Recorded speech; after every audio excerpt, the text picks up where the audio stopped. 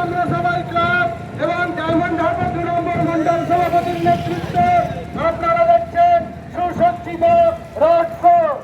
আজ সকালে আমরা সাগরিকার ওখান থেকে শুরু করেছিলাম ম্যারাথন রেস। সেই ম্যারাথন রেস সাফল্যের সঙ্গে সুসম্পন্ন হয়েছে। এরপর আপনাদের সামনে আমরা